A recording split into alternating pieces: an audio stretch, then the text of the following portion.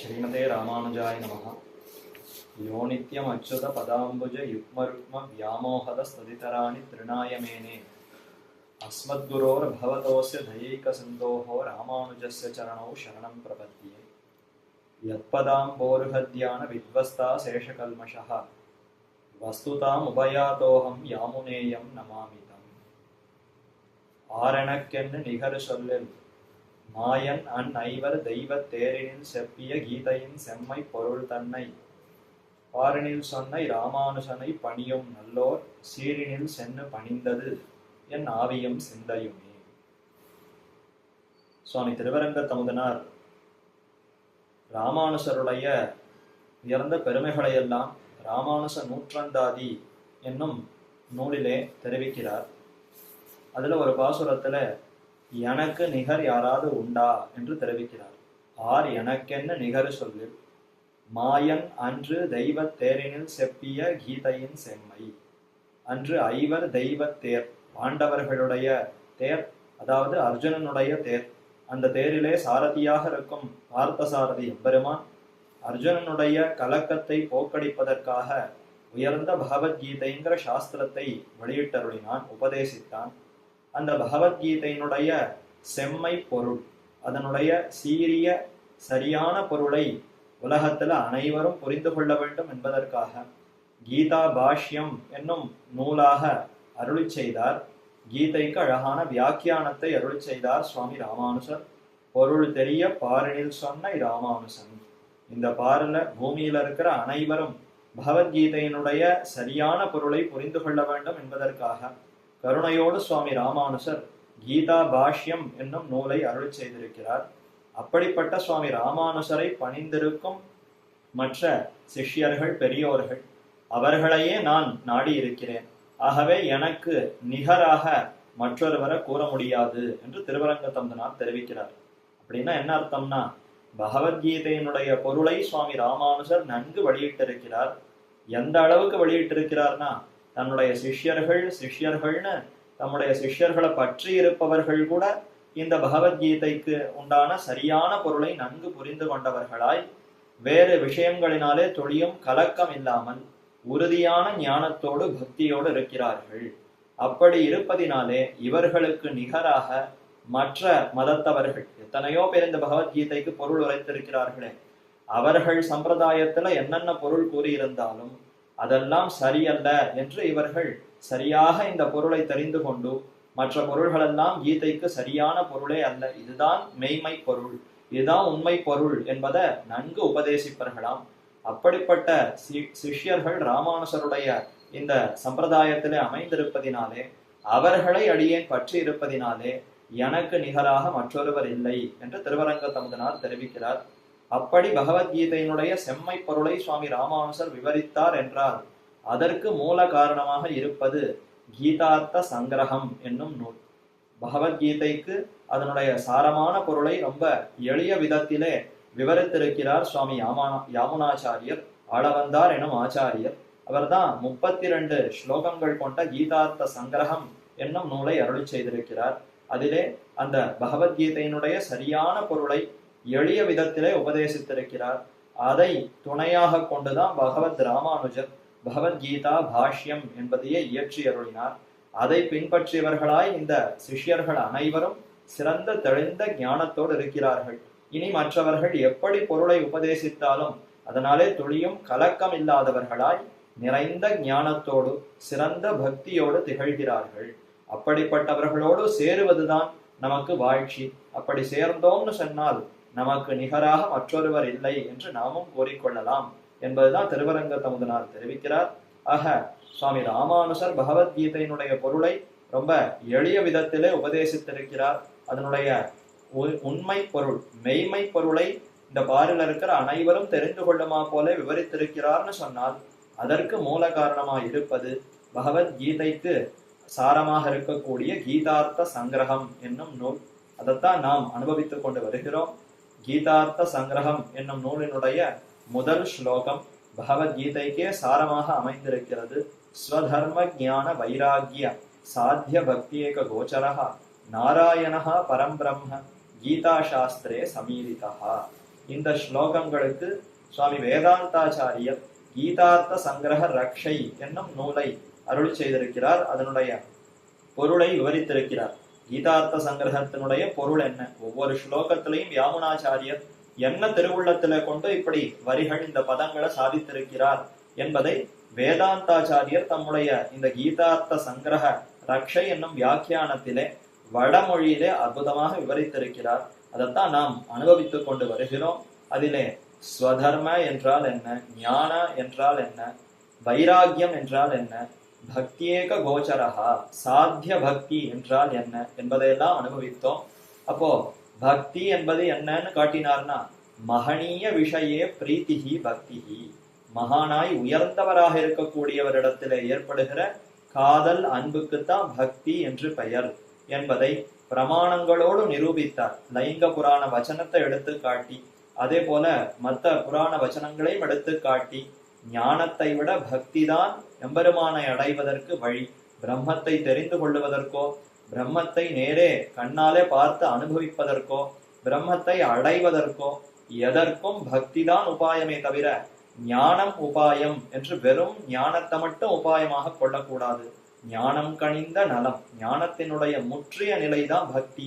ஆகவே வேத வாக்கியங்களிலே எங்கெங்கு மோட்சத்துக்கு உபாயம் என்று கூறுகிறதோ அந்தந்த இடங்களிலே ஞானம், உபாசனம், வேதனம்னு பல சொற்களை இட்டு கூறியிருந்தாலும் அந்த அத்தனை சொற்களுக்கும் எது பொருள் என்றால் பக்தி என்பதுதான் பொருள் என்பதை பல காரணங்கள் மூலமாக நிரூபித்தார். இறுதியாக தெரிவித்தது, கண்ணனம்பெருமான் தாமே தம்முடைய வார்த்தையாக அருள் செய்திருப்பது என்னன்னா, பக்தியாது அனன்யா சக்யா அகமேவம் விதோர்ஜுன ஞாத்தும் திரஷ்டும் ச தத்வேன பிரவேஷ்டும் ச பரந்தப என்று 11வது அத்தியாயத்துல கண்ணனம்பெருமான் தாமே தெரிவிக்கிறார்.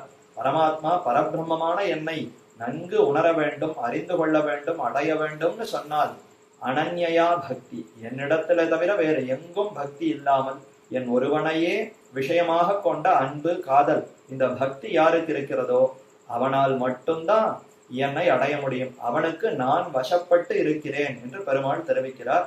ஆக அதை எடுத்து காட்டி மேலே விவரிக்கிறார். ததேதத் உக்தம் பக்தியேக கோச்சரஹா இதி. இதனால்தான் யாமுனாச்சாரியர் இந்த கீதார்த்த சங்கிரகத்தினுடைய முதல் ஸ்லோகத்திலே சாத்திய பக்தியேக கோச்சரஹா, பக்தி ஒன்றினாலேயே அறியப்படுபவன் இந்த எம்பெருமான் என்பதை பக்தியேக கோச்சரஹா என்று யாமுனாச்சாரியர் தெரிவித்திருக்கிறார். பக்தேரேவ கோச்சரோ ந அந்யஸ்த ந அந்ய ந அந்யஸ் இதி அர்த்தஹ இத்யர்த்தஹ. பக்தேரேவ கோச்சரோ நான்யஸ் இதி அர்த்தஹ என்று காட்டுகிறார். அதாவது பக்தி ஒன்றினால் மட்டும்தான் அடையப்படுபவன், பக்தி ஒன்றினால் மட்டும்தான் நன்கு உணரப்படுபவன், வேறு எதனாலும் அந்த எம்பெருமான் அடைய முடியாது, வேற எதை கொண்டும் அந்த பிரம்மத்தை தெரிந்து கொள்ள முடியாது. ந அந்யஸ்ய இதி அர்த்தஹ, வேறு ஒன்றினுடைய துணையினாலே பிரம்மத்தை புரிந்து கொள்ளவே முடியாது, பக்தி ஒன்றினால் மட்டும்தான் புரிந்து கொள்ள முடியும். ஏதேன கர்ம சமுச்சய வாக்கியார்த்த ஞானாதி பக்ஷாக பிரதிக்ஷிப்தாக என்று மேலே காட்டுகிறார். இப்போ மத்த மதங்கள், அத்வைத மதமோ யாதவ பாஸ்கர மதங்கள், இந்த மாதிரி ராமானுஜருடைய காலத்துக்கு முன்னாடி இருக்கிற இந்த வேதாந்த கொள்கைகள், மதங்கள், அதிலே சிலர் இப்படி கூறுகிறார்கள், கர்ம சமுச்சய வாக்கியார்த்த ஞானாதி பக்ஷாக. கர்ம சமுச்சயம், நிறைய இந்த வேதங்கள்ல கூறப்பட்டிருக்கிற அந்த கர்மங்களை எல்லாம் செய்ய வேண்டும், செய்ய செய்ய மனது சுத்தி அடையும், சுத்தி அடைந்த பிற்பாடு வேத வாக்கியங்களை வரிசையாக வாசிக்க வேண்டுமாம். வேதாந்த வாக்கியங்களை வாசித்து பார்த்தால் அதிலிருந்து ஞானம் ஏற்படுகிறது. வாக்கியார்த்த ஞானாதி பக்ஷாக கர்ம சமுச்சய, இந்த கர்மயோகத்தை முன்னிட்டு கொண்டதாய் கர்மத்தினாலே இந்த பாபங்கள் எல்லாம் போக்கடிக்கப்பட்டு பின்னர் வேதாந்த வாக்கியங்களை எல்லாம் நன்கு ஒரு ஆச்சாரியன் மூலமாக உபதேசமாக கற்கும் பொழுது அந்த வேதாந்த அர்த்தத்தை கேட்கிற சமயத்திலே ஒரு ஞானம் ஏற்படுகிறது. வேதாந்த வாக்கியத்தை வாசிக்கும் பொழுது அறிவு ஏற்படுகிறது அல்லவா. வாக்கியார்த்த ஞானாதி பக்ஷாக, இந்த வாக்கியார்த்த ஞானம், இந்தந்த வாக்கியங்களுக்கு இதுதான் பொருள் என்கிற அறிவு ஏற்படுகிறது. அந்த அறிவினாலேயே மோட்சம் என்று மற்ற மதங்களிலே தெரிவிக்கிறார்கள். அப்படி வெறும் அறிவினாலே மோட்சம் முக்தி என்பது கிட்டாது. ஏன்னா கண்ணனே தெளிவாக அனன்யா பக்தியா, என்னை தவிர வேறு யாரிடத்திலும் மனதை செலுத்தாமல் என் ஒருவனையே விஷயமாக கொண்டிருக்கிற பக்தியினால மட்டும்தான் அடைய முடியும் என்று தெளிவாக காட்டியிருக்கிறார். மேலும் நிதித்தியாசிதவ்யா என்று உபனிஷத்தே தெரிவிக்கிறது. இப்படி பல வாக்கியங்களில பக்திதான் உபாயம் என்று கூறியிருப்பதினாலே வெறும் வாக்கியார்த்தத்தினாலே வாக்கியத்தினுடைய பொருளை புரிந்து கொண்டு வேதாந்த வாக்கியத்தினுடைய அர்த்தத்தை நன்கு தெரிந்து கொண்டால் மோட்சம் என்பதெல்லாம் பொருந்தாது. அப்படிப்பட்ட பட்சங்கள், அப்படி கூறுபவர்கள் யாரோ அவர்களுடைய அந்த கட்சி, அந்த பக்ஷ வாதங்கள் எல்லாம் இப்ப தள்ளுபடி ஆகிவிட்டது. யாமுனாச்சாரியர் பக்தேரேவ கோச்சரஹா என்று கூறியிருப்பதினாலே அப்ப நிச்சயம் பக்தியினால மட்டும்தான் அடைய முடியும். இதுதான் கண்ணனம்பெருமானுக்கும் வேதாந்தங்களுக்கும் இருக்கிற முக்கியமான கொள்கை. அவர்களாலேயே வெளியிடப்பட்டிருக்கிற ஒரு கொள்கை, கருத்து என்றால் இதுதான். அதற்கு முரண்பட்டதாக யார் எப்படி கூறியிருந்தாலும் அந்த பட்சங்கள் எல்லாம் தள்ளுபடி ஆகிவிடும் என்பதை தெரிவிக்கிறார். கோச்சரத்துவமிக பலத்வேன கிராஹ்யம். கோச்சரகாங்கிற சப்தம் அறிவினாலே புரிந்து கொள்ளப்படுபவன் என்ற பொருள்ல தான் சாதாரணமாக பிரயோகப்படும். ஆனால் இவ்விடத்துல வெறும் அறிவது என்பது மட்டும் பொருள் அல்லாமல் அடைவது, பலனாக அந்த எம்பெருமானையே அடைவதுங்கிற வரைக்கும் இதனுடைய பொருளை புரிந்து கொள்ள வேண்டுமாம். கோச்சரத்துவம் இக பலத்வேன கிராஹ்யம். இவ்விடத்திலே பக்தியேக கோச்சரகான்னு யாமுனாச்சாரியர் தெரிவித்திருந்தாலும் பக்தியினால அறியப்படுபவன் என்பது மட்டும் பொருள் அல்ல, பக்தியினாலேயே அடையப்படுபவன், பக்தி ஒன்றினாலேயே அடையப்படுகிறான் என்கிற அளவுக்கு அந்த கோச்சரகாங்கிற சப்தத்துக்கு பொருளை புரிந்து கொள்ள வேண்டும். எதனாலே? பக்தியேக லப்யே புருஷே புராணே. காருட புராணத்திலே பூர்வ கண்டத்திலே 219வது அத்தியாயத்தில 34வது ஸ்லோகம் ரொம்ப தெளிவாக கூறப்பட்டிருக்கிறது. பக்தியேக லப்யே புருஷே புராணே. புராண புருஷன், ரொம்ப பழமையானவனாய் நெடியவனாக இருக்கிறான் எம்பெருமான். இன்று நேற்றென்று ஒரு காலத்தில தோன்றியவனா எம்பெருமான். அவருக்கு ஒரு நாள் பிறப்பு, ஒரு நாள் இறப்புங்கிற அந்த அவஸ்தைகள், அந்த மாதிரியான விஷயமே கிடையாது. எப்பொழுதும் அவர் நித்தியமாகவே இருக்கிறார். அப்ப புராண புருஷன். புராபி நவகா என்றால் மிகவும் பழையவனாக இருந்தாலும் அப்பொழுதைக்கு அப்பொழுது ஆறாவதமாக இருக்கிறாரே. எத்தனையோ 100 வருஷத்துக்கு முன்னாடியும் இதே எம்பெருமானத்தான் பெரியவர்கள் சேவித்தார்கள். இப்ப 100 வருஷத்துக்கு பின்னாடி நாம இருக்கோம், நாமும் அதே எம்பெருமானத்தான் சேவிக்கிறோம். இப்ப ரொம்ப பழமையானவன், அதனால அவரிடத்துல நமக்கு விருப்பமே வராது, அவருடைய குணங்கள் எல்லாம் குன்றிவிடும். அப்படி ஏதான் இருக்கிறதானா? ஏதும் இல்லையே. மாறாக என்ன ஏற்படுகிறதுன்னா அப்பொழுதைக்கு அப்பொழுது ஆறாவமுதம்னு ஆழ்வார் தெரிவிக்கிறார். இந்த பொழுது எம்பெருமான சேவித்து அடுத்த பொழுது மறுபடியும் எம்பெருமான சேவித்தாலும் மீண்டும் எம்பெருமானுடைய அழகு, அவருடைய இனிமை, அந்த குணங்கள் எல்லாம் ஒருபடி அதிகரிக்கிறதாம். அடியார்களை பார்க்க பார்க்க எம்பெருமானுக்கு ஆனந்தம் அதிகரிக்கிறது. அதனால அவருடைய திருமேனி அழகே ஒவ்வொரு க்ஷணத்துக்கு க்ஷணம் அது புதுக்கணிக்கிறதாம். அப்படியே ஒரு புது தாமரை புஷ்பம் மலர்ந்து மலர்ந்து மிகவும் மலர்ந்து கொண்டே இருக்கிறது. ஒரு க்ஷணத்துக்கு க்ஷணம் இன்னும் அதனுடைய ஒளி, அதனுடைய அந்த பிரகாசம் மலர்கிறதுன்னு பார்த்தா எப்படி ஆச்சரியமா இருக்கும். அதே போல இப்ப எம்பெருமானுடைய திருமேனி அழகு அப்படி ஒவ்வொரு க்ஷணத்துக்கும் அதிகரித்து கொண்டே போகிறது. ஆக புராணகா புருஷகா, மிகவும் நெடியவனாக பல்நெடுங்காலமாக எம்பெருமான் இருந்தாலும் நவக, பார்ப்பதற்கே அவ்வளவு ஆச்சரியகரமான திருமேனி அழகு குணங்களோடு பிரகாசிக்கிறான். அவர்தான் புருஷன், உத்தம புருஷன். ஜீவாத்மாக்கள் அத்தனை பேரை காட்டிலும் உயர்ந்தவன்.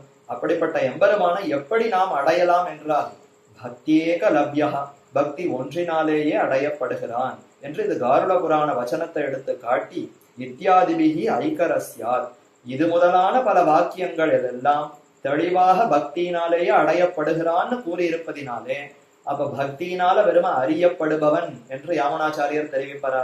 அப்ப கோச்சரகாங்கிற சப்தத்துக்கு எது வரைக்கும் பொருளை பார்க்கணும்னா அறியப்படலாம், அதாவது எம்பெருமான அறிவதற்கும் பக்தியே உபாயம், அறிந்த பின்னர் காண்பதற்கும் பக்தி தான் உபாயம், கண்ட பின்பு அடைவதற்கும் பக்தி தான் உபாயம். அப்ப கோச்சரகாங்கிற சப்தம் எம்பெருமான அடைவதற்கே இதுதான் பயன், இதுதான் உபாயமாக இருக்கிறது என்று அதை புரிந்து கொள்ள வேண்டுமா? பெருமானே அடையத்தக்க பொருள். அவர் எதன் மூலமாக அடையப்படுகிறார்னா பக்தியினாலே அடையப்படுகிறார்.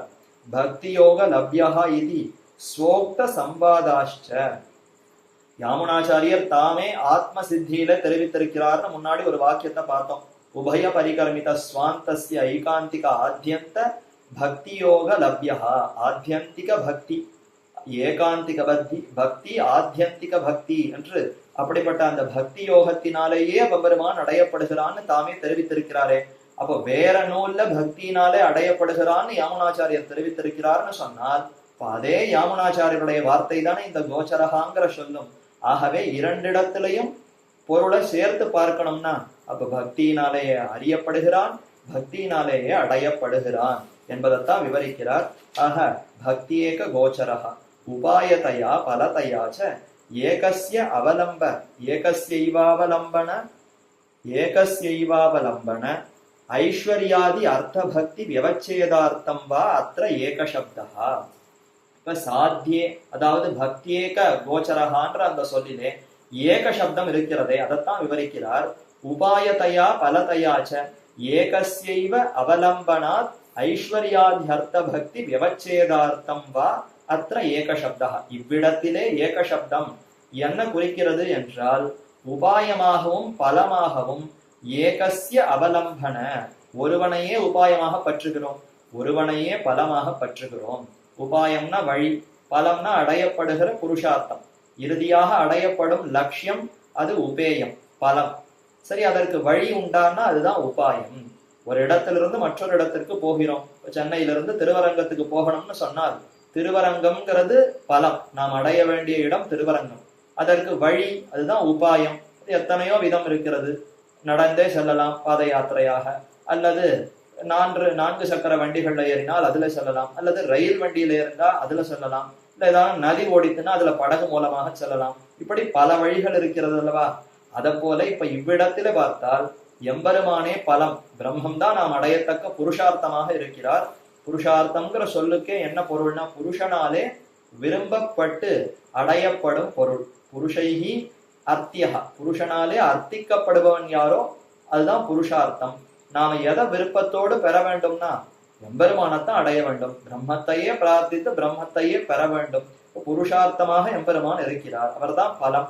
அவர் அடைவதற்கு வழி என்னன்னா அவரேதான் வழி. மாமேவையே பிரபத்தியந்தே மாயாமேதாம் தரந்தித்தே. கண்ணன் கீதையில தெளிவாக தெரிவிக்கிறார், யாரொருவன் என்னுடைய திருவடிகளையே பற்றி இருக்கிறானோ அவனால மட்டும்தான் இந்த சம்சாரத்தை கடக்க முடியும். தன் முயற்சியினால அதை செய்கிறேன் இதை செய்கிறேன் என்ன செய்து பார்த்தாலும் இந்த சம்சாரத்திலிருந்து விடுபட முடியாது. அப்ப மாமேவையே பிரபத்தியந்தே, என் ஒருவனையே பற்ற வேண்டும்னு கண்ணன் தெரிவிக்கிறான்னு சொன்னால் உபாயம் பகவான் தான். என்னதான் நாம பக்தி யோகம் செய்து அன்பை வளர்த்து கொண்டாலும் இந்த அன்பினாலே மகிழ்பவன் யாரோ அவர் தானே பலனை கொடுக்கிறார். நாம் நிறைய அன்பு செலுத்தினோங்கிறதுக்காக நமக்கு தானே பலன் கிட்டிவிடுமா?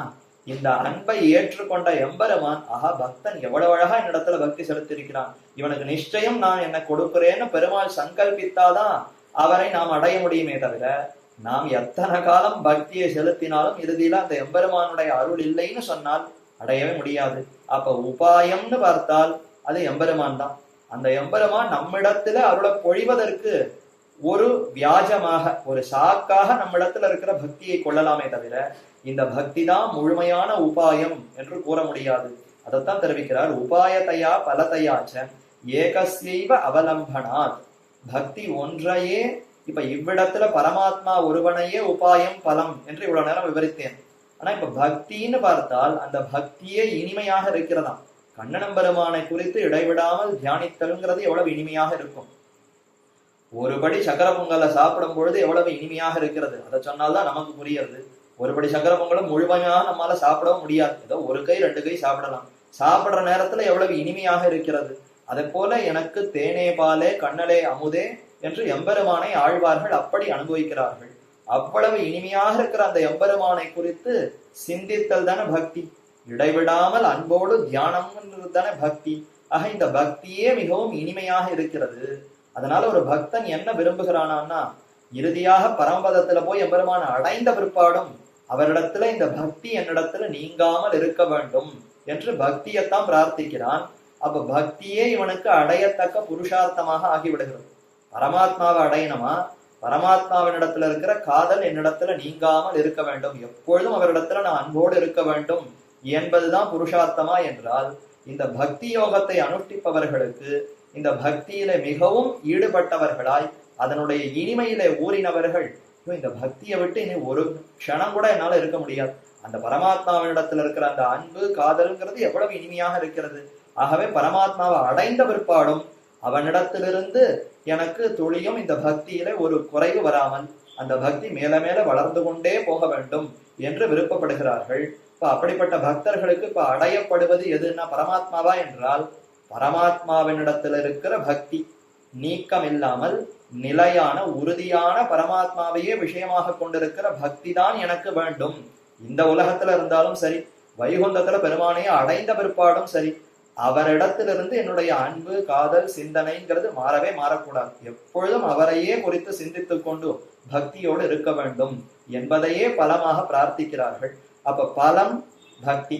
சரி, அதற்கு வழி எதுன்னா அதுவும் பக்தி தான். அதே பக்தி யோகத்தையே வழியாக கொண்டு இடைவிடாமல் அன்போடு அந்த எம்பெருமான சிந்தித்து சிந்தித்து சிந்தித்து இறுதியில எம்பெருமான அடைந்த பிற்பாடும் மீண்டும் சிந்தனை தொடர்ந்து கொண்டே இருக்கும். அதற்கு ஒரு முடிவு இருக்குமானா, ஆத்மா என்று வரைக்கும் இருக்கிறதோ அன்று வரை இந்த பக்தியானது தொடர்ந்து கொண்டே இருக்கும். ஆத்மா என்று வரைக்கும் இருக்கும்னா நித்தியமானதே ஆத்மா. பரமாத்மா எப்படி நித்தியமான வஸ்துவோ அதே மாதிரி ஆத்மாவும் நித்தியமான தத்துவம். ஒரு நாள் தோன்றியது ஒரு நாள் அழிந்ததுன்னே ஆத்மாவுக்கு கிடையாது. இப்ப யாவதாத்ம பாவி என்று இதை வடமொழியில தெரிவிப்பார்கள்.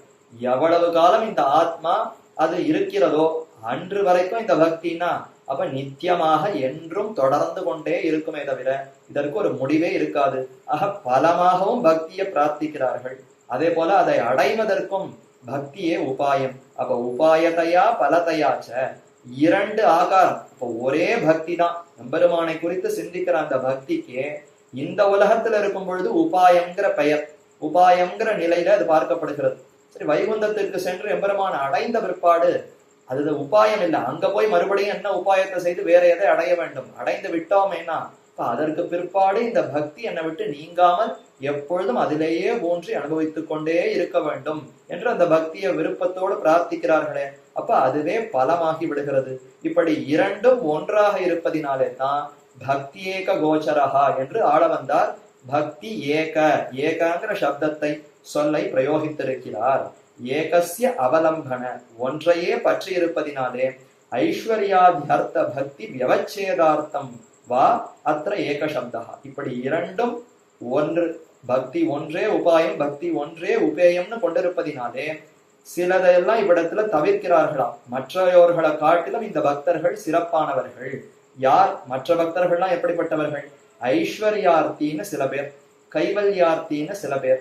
இவர்களையெல்லாம் வியாவர்த்தனம் வேறுபடுத்தி இந்த பக்தர்கள் சிறந்தவர்கள், இப்படிப்பட்ட பக்தியினால்தான் எம்பெருமானே அடையப்படுகிறான் என்பதை வேறுபடுத்தி காட்டுவதற்காகத்தான் இவ்விடத்திலே இப்படி பக்தியேக என்கிற சொல்லை பிரயோகிக்கிறார். ஐஸ்வர்யாத்யர்த்த பக்தி, ஐஸ்வர்யார்த்தி, ஐஸ்வர்யம் வேண்டும், செல்வம் வேண்டும், பெரிய செல்வம் வேண்டும். ஏதோ இந்த உலகத்துல பல அரசர்களாக இருந்து கொண்டு ராஜ்யத்தை நிர்வகிக்கிற செல்வம் எல்லாம் ஒரு செல்வமாகவே இவ்விடத்துல கூறப்படவில்லை. இந்திரன் சந்திரன் போன்ற அந்த பெரிய பதவிகளை அடைந்து அந்த லோகத்தையே நான் ஆட்சி புரிய வேண்டும்னு சிலருக்கு விருப்பம் இருக்கலாம். அதற்காக பல கோடி யுகங்கள் தபஸ் செய்யலாம். எம்பெருமான குறித்து தபஸ் பண்ணி அவரை மகிழ்வித்து பிற்பாடுதான் அந்த பதவியை பெற முடியும். ஏன் பிரம்மாவே அப்படி தபஸ் பண்ணி தான் பிரம்மான்ற அந்த பதவியை பெற்றிருக்கிறார் என்றுதான் புராணங்கள்ல தெரிவிக்கப்பட்டிருக்கிறது.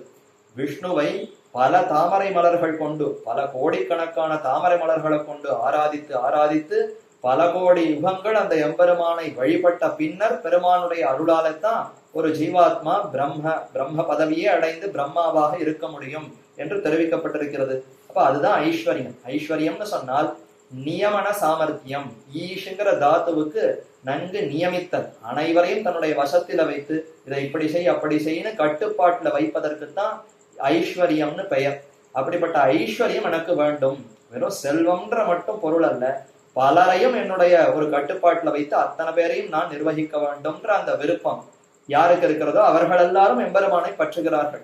அப்படிப்பட்ட அவர்களுடைய பக்திங்கிறது தாழ்ந்தது தானே. பெருமானையே அடைய வேண்டும்ங்கிற அந்த குறிக்கோளோடு செய்யப்படுகிற பக்தி தான் உயர்ந்தது. அப்ப அப்படிப்பட்ட பக்தியில தான் உபாயமும் பலமும் ஒன்றாக இருக்கும். இப்ப ஐஸ்வர்யத்தை பிரார்த்தித்து கொண்டு வருபவர்களுக்கு உபாயம் என்னவோ பகவான். ஏன்னா பகவானுடைய திருவடிகளை பற்றி அவரிடத்துல பக்தியோடு இருந்தால்தான் அவர் ஐஸ்வர்யத்தை கொடுப்பார். ஆனா பலன் பகவான் அல்லவே. அந்த ஐஸ்வர்யத்தை பெற்ற பிற்பாடு எழுந்து சென்று விடுவார்கள். இதத்தான் அழகா பொய்கை ஆழ்வார் தெரிவிக்கிறார்.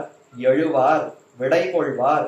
ஈந்துழாயானை வழுவா வகைநைந்து வைகள் தொழுவார் என்று இந்த பக்தர்களை 3 விதமாக பிரிக்கிறார். எழுவார் என்றால் எழுந்து சென்று விடுவார்கள். பக்தியோடு இருந்து நன்கு பெருமானை குறித்து பிரார்த்திப்பார்கள். எனக்கு இந்த அண்டம் வேண்டும், இந்த லோகம் வேண்டும், இந்த பதவி வேண்டும்னு நன்னா எவ்வளவு நேரம் இருக்க முடியுமோ அவ்வளவு நேரம் இருந்து பிரார்த்திப்பார்கள். பெருமானும் சரி, இவ்வளவு நாள் ரொம்ப பிரயாசப்பட்டு கேட்கிறான், வேறு வழி இல்லை, கொடுப்போம், இது அவனுக்கே ஆபத்தாக போகும் என்றாலும் வேறு வழி இல்லாம இவ்வளவு கால் நம்ம காலை கட்டி கேட்கிறான்னா கொடுப்போம்னு கொடுப்பாராம். கொடுத்த பிற்பாடு ஒரு நன்றியாவது, பெருமாள் இவ்வளவு நேரம் நான் பிரார்த்தித்து கொடுத்தார், ரொம்ப நன்றின்னு சொல்லிவிட்டாது செல்லுவானான்னு பார்த்தா அப்படியெல்லாம் அல்லவா.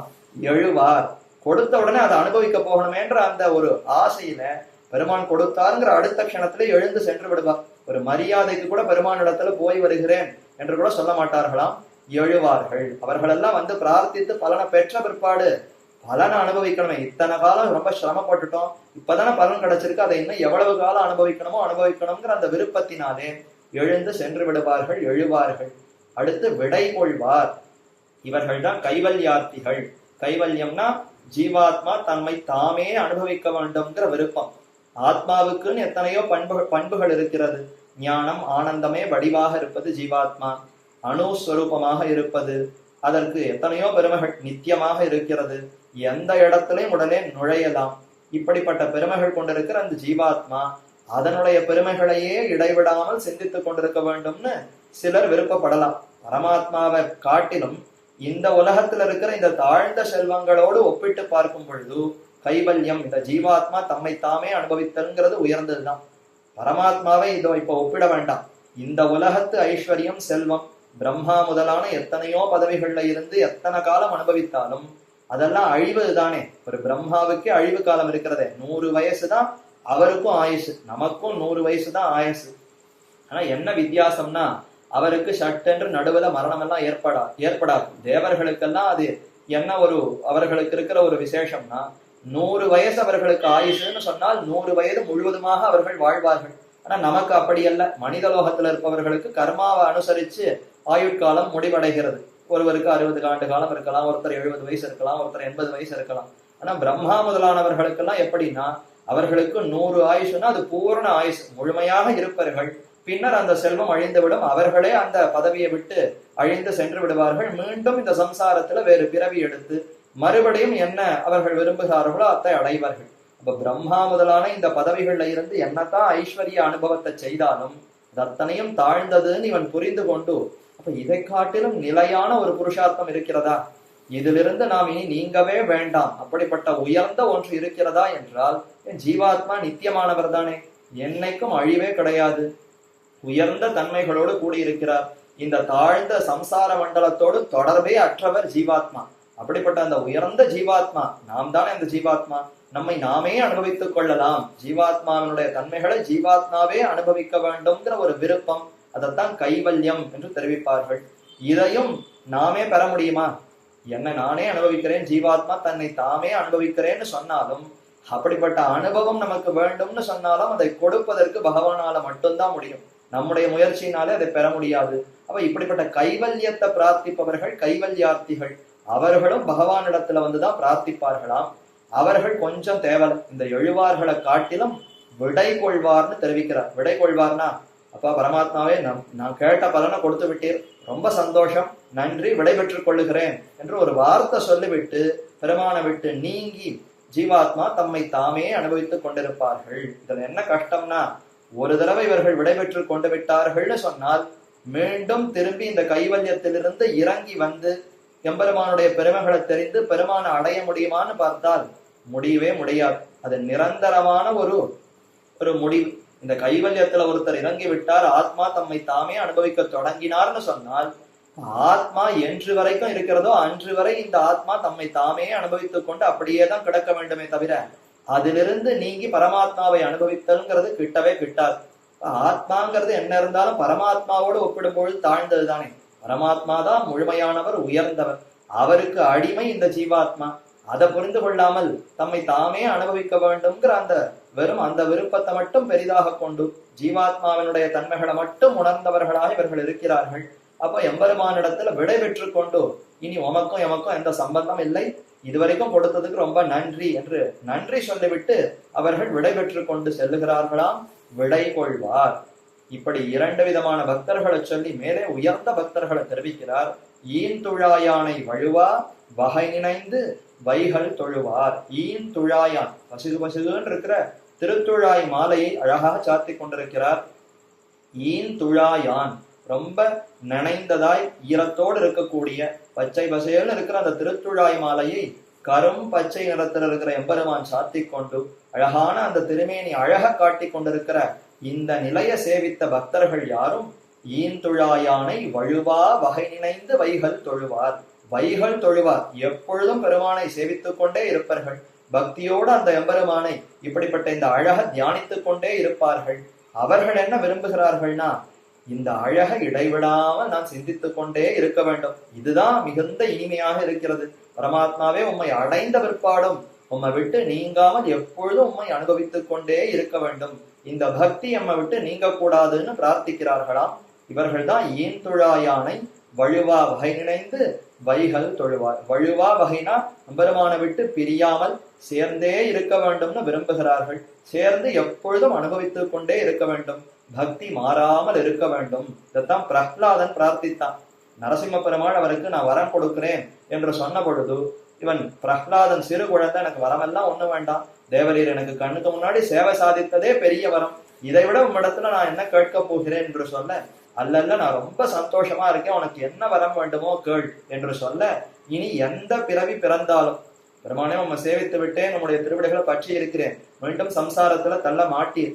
ஒருவேளை எனக்கு சம்சாரத்துல மறுபடியும் வேறு பிறவி கிட்டுகிறதோ அல்லது வேறு எங்கு பிறந்தாலும் சரி, இனி எத்தனை பிறவிகள் பிறந்தாலும் உந்தன்னோடு உத்தோமே யாவோம் உமக்கே நாம் ஆட்செய்வோம். உம்மை விட்டு பிரியாமல் உம்மிடத்துல பக்தி மாறாமல் இருக்க வேண்டும். ஒரு எலும்பே இல்லாத ஒரு புழு பிறவி கிடைத்தாலும் அந்த பிறவியில கூட ஞானத்தோடு பரமாத்மாவினிடத்துல பக்தியோடு இருக்க வேண்டும் என்று வேண்டினானாம். அப்படிப்பட்ட பக்தர்கள் தான் இவ்விடத்திலே பக்தியேக கோச்சரகா என்ற இடத்திலே தெரிவிக்கப்படுகிறார்கள். ஆகவே ஐஸ்வர்யத்தையோ கைவல்யத்தையோ பிரார்த்திக்கிற அந்த பக்தியை காட்டிலும் இந்த பக்திங்கிறது உயர்ந்தது என்பதை காட்டுவதற்காகத்தான் பக்தி ஏக பக்தி, பெருமான இடத்துல மட்டுமே பக்தி, அதுலயும் பெருமானிடத்துல இருக்கிற அந்த பக்தி நீங்காமல் இருக்க வேண்டும் என்று அதையே பலமாக இவர்கள் பிரார்த்திக்கிறார்கள். அத்த ஐஸ்வர்யாதி அர்வாச்சீன புருஷார்த்த கிரகணம் பூம வித்யாமிவ நிரதிசய புருஷார்த்த பிரதிபாதனார்த்தம். இவ்விடத்துல இப்ப இதை சொல்ல வேண்டுமா? பக்தி ஏக கோச்சரகான்னு சொன்னால் பக்தி ஒன்றினாலேயே அடையப்படுபவன்னு சொல்லி அத்தோட நிறுத்தலாமே. ஐஸ்வர்யம் முதலானதை பிரார்த்திக்கிற பக்தியை காட்டிலும், கைவல்யத்தை பிரார்த்திக்கிற பக்தியை காட்டிலும் எம்பெருமானையே வேண்டும், எம்பெருமானிடத்துல பக்தி தான் வேண்டும்னு பிரார்த்திக்கிற பக்தி உயர்ந்தது. அதை தெரிவிப்பதற்காகத்தான் ஏக சப்தம் பிரயோகித்திருக்கிறார்னு இப்படி விளக்கம் கூற வேண்டுமா என்றால் ஆமாம் கூற வேண்டும். அத்த ஐஸ்வர்யாதி அர்வாச்சீன புருஷார்த்த கிரகணம். இவ்விடத்திலே அர்வாச்சீனம்னா தாழ்ந்ததுன்னு அர்த்தம். ஐஸ்வர்யம் முதலான அந்த தாழ்ந்த பலன்களை பிரார்த்திக்கிற அந்த தாழ்ந்த பலன்கள்ல விருப்பத்தோடு பண்ணப்படுகிற பக்தி, இந்த பலன் வேண்டும்னு செய்கிற அந்த பக்தி தாழ்ந்த பக்தி. இப்படிப்பட்ட இந்த பக்தியை இவ்விடத்துல சொல்லி கழிக்க வேண்டுமா? இது இப்படிப்பட்ட பக்தி எல்லாம் இருக்கிறது, ஆனா இந்த பக்தி இவ்விடத்துல கூறப்படவில்லைன்னு அவர்களை சொல்லி அந்த பக்தியை சொல்லி அதை நீக்க வேண்டுமா என்றால், அப்படி சொன்னால்தான் எம்பெருமானிடத்துல இருக்கிற பக்தியினுடைய உயர்வே தெரியும். எம்பெருமானிடத்துல இருக்கிற அந்த உயர்ந்த பக்தியை பத்தி பெருமையா நாம் புரிந்து கொள்ள வேண்டும்னு சொன்னால், மற்றவை தாழ்ந்ததுன்னு தள்ளினாதான உயர்ந்தது கண்ணில படும், உயர்ந்ததனுடைய பெருமையே நமக்கு புரியும். அப்படித்தான் பூம வித்யாங்கிற இடத்திலையும் தெரிவிக்கப்பட்டிருக்கிறது. பூம வித்யாமிவ நிரதிசய புருஷார்த்த பிரதிபாதனார்த்தம். பூம வித்யா என்று உபனிஷத்துக்களே ஒரு வித்யை உபதேசிக்கப்பட்டிருக்கிறது. அந்த பூம வித்யில என்ன தெரிவிக்கப்படுகிறனா, யத்ர நான்யத் பஷ்யதி நான்யத் ஸ்ருணோதி ந அன்யத் விஜானாதி ச பூமா என்று தெரிவிக்கிறார் ஒரு ரிஷி. அவர் உபதேசித்துக் கொண்டு வருகிறார். அப்படி கூறும் பொழுது, மற்றவருக்கு உபதேசிக்கும் பொழுது அவர் மேல மேல கேள்வி கேட்கிறார். முதல்ல ஒரு விஷயத்த சொன்னார், இதோ இந்த உலகத்துல நாமங்கள் பலருக்கும் பெயர்கள் இருக்கின்றனவே, இந்த பெயர்கள் தான் சிறந்தவை என்று சொன்னார். வெறும் பெயர்களா சிறந்தவை? பெயர்களை காட்டிலும் அந்த பெயர்களை தெரிந்து கொள்ளுகிற அறிவு இருக்கிறதே, அறிவுதான் சிறந்தது என்று மேலே அடுத்து உபதேசித்தார். இப்படி படிப்படியாக உபதேசித்துக் கொண்டு போய் இறுதியிலே இந்த பரமாத்மா இருக்கிறாரே அவர்தான் பெரியவர், அவரை நாம் புரிந்து கொண்டு விட்டோம்னு சொன்னால் எத்திர ந அந்யத் பஷ்யதி ந அந்யத் ஸ்ருணோதி ந அந்யத் விஜானாதி, அந்த பரமாத்மாவை தெரிந்து கொண்ட பிற்பாடு வேறு எதுவும் நம்முடைய காது கேட்காது. பரமாத்மாவை தெரிந்து கொண்ட பிற்பாடு நம்முடைய கண்கள் வேறு எங்கும் செல்லாது. பரமாத்மாவை அறிந்து கொண்ட பிற்பாடு நம்முடைய அறிவு வேற எதையும் அறிவதற்கும் ஆசைப்படாது. அனைத்தையும் அந்த பரமாத்மாவே நம்மை ஆட்கொண்டு விடுவார். அதனால நம் கண்களுக்கு அவரேதான் விருந்தா இருப்பாரே தவிர இந்த கண்கள் அவரை விட்டு நீங்கி வேற எதையோ பார்க்க வேண்டும் என்கிற அந்த விருப்பமே போய்விடும். வேற எதுவும் கண்களுக்கும் படாது. என் அமுதினை கண்ட கண்கள் மத்தொன்னினை காணாவேன்னு திருப்பானாழ்வார் தெரிவித்தாரே, அதே போல அந்த பிரம்மத்தை அறிந்து கொண்டு விட்டால் பின்னர் இந்த கண்களுக்கு வேறு எங்கும் நாட்டம் இருக்காது. அதே போல கண்களுக்கு நாட்டம் இருக்காது, காது வேற எதையும் கேட்க போகாது. அப்ப இந்திரியங்கள் அனைத்தும் பெருமானுக்கு வசமாகிவிடும்.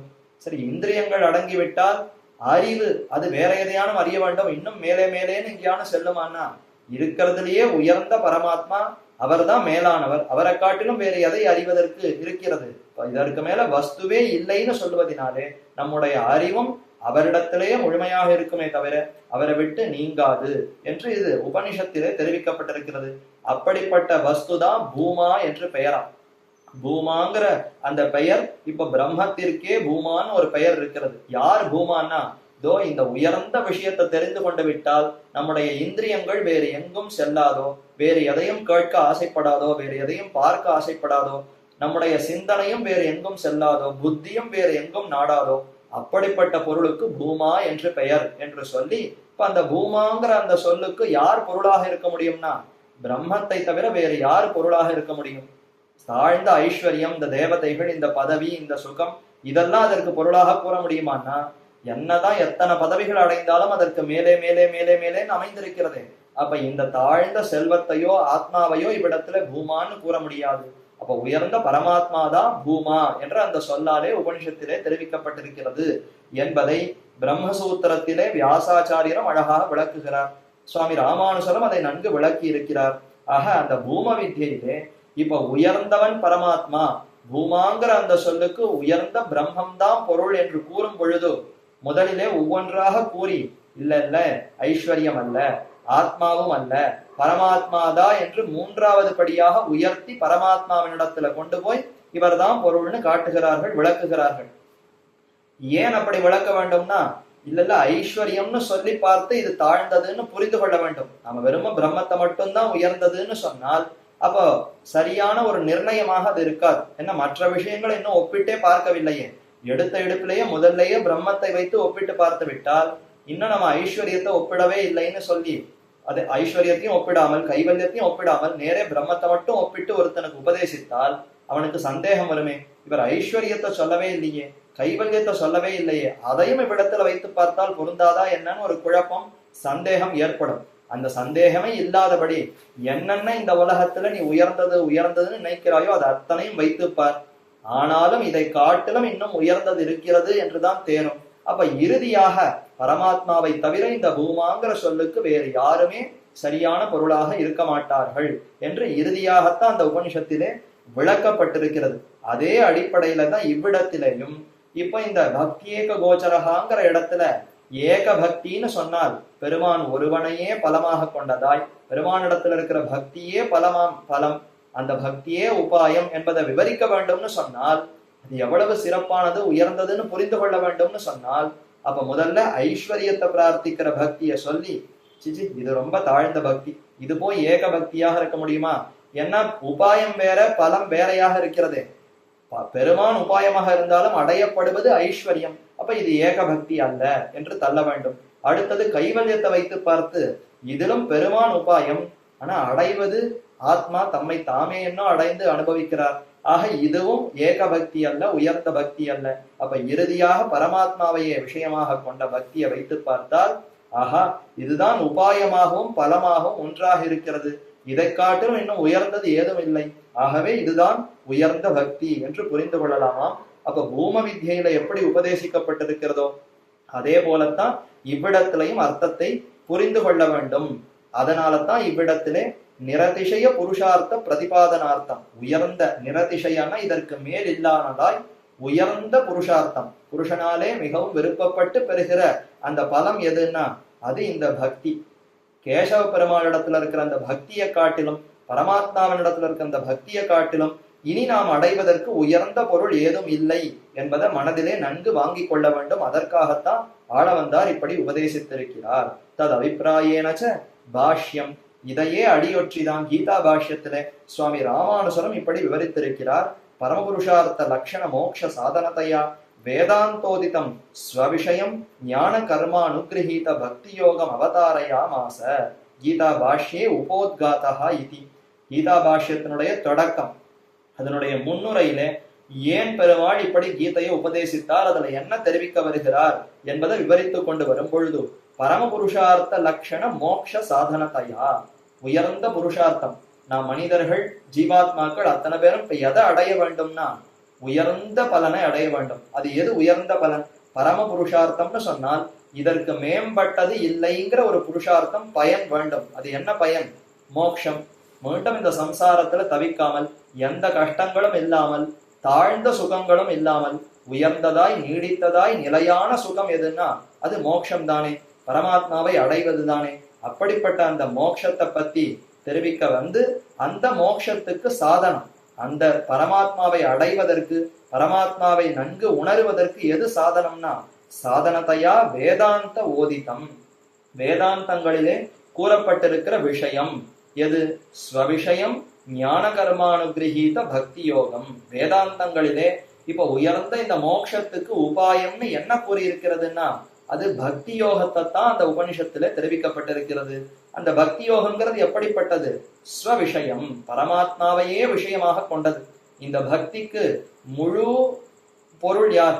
பரமாத்மாவை தவிர வேறு யாரிடத்திலும் இந்த பக்தி இருக்காது. பரமாத்மாவையே முழுவதுமாக கொண்டு, பரமாத்மாவையே முழு விஷயமாக கொண்ட பக்தி. ஞான கர்ம அனுகிரகீதம். பரமாத்மாவையே விஷயமாக கொண்ட பக்தி வாஸ்தவம் தான். அது எப்படி நமக்கு ஏற்படும்னா ஞான கர்ம அனுகிரகீத. ஒரு பக்கத்துல ஞானம் வேண்டும், மற்றொரு பக்கத்துல கர்மா வேண்டும். அதைத்தான் ஆள வந்தார் ஸ்வதர்ம ஞான வைராகியன்னு சொன்னார். ஸ்வதர்மம் என்பதினாலே கர்மயோகம், அவனவனுக்குன்னு விதிக்கப்பட்டிருக்கிற செயல்கள், வேதத்தினாலே அவனவனுக்குன்னு கூறப்பட்டிருக்கிற செயல்களை ஞானத்தோடு, ஜீவாத்மா யார் பரமாத்மா யார் இந்த செயல்கள் என்ன என்ற அந்த ஞானத்தோடு செய்ய செய்ய ஞான கர்ம அனுகிரகீத. இந்த இரண்டினாலையும் நமக்கு ஒன்று கிடைக்கிறது. என்ன கிடைக்கிறதுனா ஆத்ம சாட்சா்காரம் ஏற்பட்டு ஜீவாத்மா யார் என்பதை உணர்ந்து கொண்டு, ஓ அந்த பரமாத்மாவுக்கு அடிமையா, பரமாத்மாவை அடைவதுதான் நமக்கு புருஷார்த்தம். அதற்கு எது சாதனம்னா பரமாத்மாவனிடத்துல இடைவிடாத சிந்தனை பக்தி என்பதுதான் பக்தி யோகம் என்று கூறுகிறார்கள். அப்ப ஞான கர்ம அனுகிரகீத பக்தி யோகம் அவதாரயாமாச. அவதாரயாமாசன்னா இவ்விடத்துல இந்த பக்தி யோகத்தை விளக்க தொடங்குகிறார். பக்தி யோகத்தை சொல்ல வந்ததுதான் கண்ணன் கீதா சாஸ்திரத்தையே தொடங்கினார். ஆனால் பக்தி யோகம்ங்கிறது முதலிலே வந்து விடுமா? அதற்கு வேண்டிய அங்கங்கள், அந்த அடிப்படையான அந்த படிக்கட்டுகளை எல்லாம் கூற வேண்டும் என்பதற்காகத்தான் முதலிலே இந்த இத்தனை அத்தியாயங்கள் கூறி வந்தார். அப்ப பக்தி யோகத்தை விளக்க வேண்டும்ங்கிறது தான் கண்ணனுக்கு முக்கிய லட்சியம். அந்த பக்தி யோகம் எப்படி ஏற்படும்னா ஞான கர்ம அனுகிரகீதம் ஸ்வதர்ம ஞான வைராக்கிய சாத்திய பக்தி என்று அதே விஷயத்தை தான் ஆள வந்தாரும் காட்டியிருக்கிறார் என்பதெல்லாம் இப்ப வேதாந்தாச்சாரியர் விவரித்தார். மேலையும் தெரிவிக்கிறார், யத்வா நிரதிஷய ஐஸ்வர்ய யுக்ததையா பக்தி அருகத்வம் இக தத் கோச்சரத்வம். பக்தி அருகத்வம் இக கோச்சரத்வம். அதாவது இப்போ பக்தி ஏக கோச்சரகான்னு தெரிவிக்கிறார் அல்லவா? கோச்சரகான ஏற்கனவே ஒரு பொருள் என்ன பார்த்தோம்? அறிவதற்கு பக்தி சாதனம்னு மட்டும் கொள்ளாமல் அடைவதற்கும் பக்தி தான் சாதனம். கோச்சரகாங்கிற சப்தத்தினாலே நன்கு அறியப்படுபவன் பொருள் கொண்டாலும் அது வெறும் அறியப்படுபவன் மட்டும் பொருள் கொள்ளக்கூடாது. அடைவதற்கும் அடையப்படுபவனாகவும் எம்பெருமான் இருக்கிறான்னு பொருள் கொள்ள வேண்டும்னு பார்த்தோம். பரமாத்மாவே பக்தியினாலே அடையப்படுகிறான்னு ஒரு பொருளை விவரித்தார். இப்ப மற்றொரு பொருளை தெரிவிக்கிறார். யத்வா அல்லது நிரதிஷய ஐஸ்வர்ய யுக்ததையா பக்தி அருகத்வம் இக தத் கோச்சரத்வம். இந்த பக்தியினாலே அந்த எம்பெருமான் அடையப்படுகிறான், அறியப்படுகிறான்னு சொன்னால் பக்திக்கு எது தேவை? மகனீய விஷயே பிரீத்திகின்னு பார்த்தோமே. அப்போ உயர்ந்தவராக இருக்க வேண்டும். நிரதிஷய ஐஸ்வர்யம் யாரிடத்துல இருக்கிறதோ அவரிடத்துலதான் நமக்கு பக்தி ஏற்படும். யாரோ தாழ்ந்த ஒரு சாதாரண மனிதர்கள், சில சில இடங்களை அவர்கள் பொறுப்பில வைத்துக் கொண்டு நியமிக்கிறார்கள்னு சொன்னால் அவர்களிடத்துலலாம் நமக்கு இந்த உயர்ந்த பக்திங்கிறது வரவே வராது. பக்தி என்பதே யாரிடத்துல ஏற்படும்னா இவரை காட்டிலும் மேம்பட்டவர் இல்லைன்னு சொல்ற அளவுக்கு யாருக்கு அந்த நியமன சாமர்த்தியம், அப்படிப்பட்ட அந்த உயர்ந்த ஒரு சக்தி, ஐஸ்வர்யம், செல்வம், அந்த செழிப்பு யாரிடத்துல இருக்கிறதோ அவரிடத்துல மட்டும்தான் பக்தி ஏற்படும். இப்ப பக்தி ஏற்பட வேண்டும்னு சொன்னாலே நிரதிசய ஐஸ்வர்யம், தனக்கு மேம்பட்டது இல்லைன்னு சொல்ற அளவுக்கு அந்த உயர்ந்த செல்வத்தோடு கூடியிருக்க வேண்டும். அது யாரிடத்துல இருக்கிறதோ அவரிடத்துல மட்டும்தான் பக்தி ஏற்படும். அப்படி ஏற்பட்டால்தான் அந்த எம்பெருமானை அடைய முடியும். அப்ப பக்தியேக கோச்சரகான்னா பக்தியினாலேயே அடையப்படுகிறான். இந்த பக்தியும் உயர்ந்த பரமபுருஷனிடத்திலே மட்டும்தான் ஏற்படும். அந்த பரமபுருஷனும் பிரம்மம் பரமாத்மா ஒருத்தர் தான் என்பதை காட்டுவதற்காக நிரதிசய ஐஸ்வர்ய யுக்ததையா, பரமாத்மா என்பவன் நிரதிசய ஐஸ்வர்யத்தோடு கூடியிருக்கிறான். ஆகவே அவனிடத்துல மட்டும்தான் பக்தி ஏற்படுமே தவிர மற்ற யாரிடத்திலும் இந்த நீடித்த பக்தி ஏற்படாது. பக்தி அன்பு பலரிடத்துல ஏற்படலாம், ஆனா பக்திங்கிற சொல்லுக்கு அது பொருள் அல்லன்னு பார்த்துட்டோம். பக்திங்கிற சொல்லுக்கே நிலைத்ததாய் நீடித்ததாய் உயர்ந்தவரிடத்துல ஏற்படுவது மட்டும்தான் பக்தின்னு பார்த்தால், அப்ப அது யாரிடத்துல ஏற்படும்? தனக்கு மேம்பட்டவன் இல்லைன்னு சொல்லப்படுகிற உயர்ந்த பரமாத்மாவை தவிர, அப்படிப்பட்ட ஐஸ்வர்யம் செல்வத்தோடு கூடியிருப்பவனை தவிர வேறு யாரிடத்திலும் ஏற்படாது. அப்ப கோச்சரத்துவம்னு சொன்னால் அறியப்படுபவன், அடையப்படுபவன் சொன்னால் அப்ப நிரதிசய செல்வம் கொண்டிருக்கிற பரமாத்மா தான் அடையப்படுபவன். இந்த பக்தியினாலே அடையப்படுபவன் உயர்ந்த செல்வத்தோடு கூடியிருப்பவன். தனக்கு மேம்பட்டதில்லான, தன்னை காட்டிலும் உயர்ந்தவர்கள் இல்லாத அந்த பரமாத்மா, அவனே இந்த பக்திக்கு விஷயம் என்பதுதான் இவ்விடத்துல தெரிவிக்கப்படுகிறது என்றும் காட்டுகிறார்.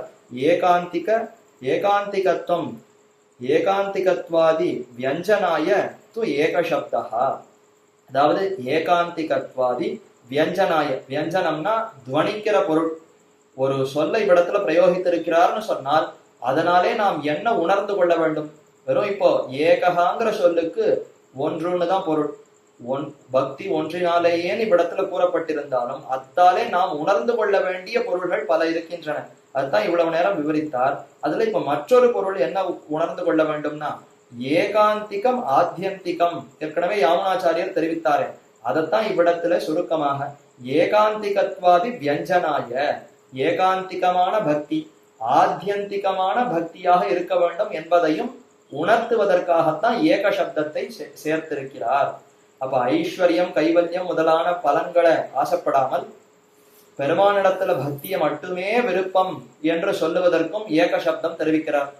அடுத்தது பரமாத்மாவை தவிர வேறு எங்கும் நம்முடைய அந்த பக்திங்கிறது இருக்கக்கூடாது, பரமாத்மா ஒருவனையே விஷயமாக கொண்டிருக்க வேண்டும் என்பதற்காகவும் ஏக சப்தத்தை தெரிவிக்கிறார். அதைத்தான் ஏகாந்திக என்று அந்த அர்த்தத்தையும் இவ்விடத்துல புரிந்து கொள்ள வேண்டும். பராவரண்யம் பூதானாம், கீதா பாஷ்யத்துல உபோத்காதம் அதனுடைய முன்னுரையில ராமானுசரம் இதை தெரிவிக்கிறார். இத்தியாதி உக்த பராவர தத்துவ நிச்சயேன அந்நிய பக்தி உன்மூலனாத் அவ்யபிசாரேன அனன்ய விஷயத்துவம் ஐகாந்திகத்துவம். பராவரண்யம் பூதானாம் என்று அனைத்து பூதங்களுக்குள்ளும் பரதத்துவம் எது, அவர தத்துவம் எது என்பதை நன்கு புரிந்து கொள்ள வேண்டுமா? பராவரண்யம் பூதானாம் இத்தியாதி உக்த பராவர தத்துவ நிச்சயேன அந்நிய பக்தி உன்மூலனாதி அவ்யபிசாரேன அனன்ய விஷயத்துவம் ஐகாந்திகத்துவம்.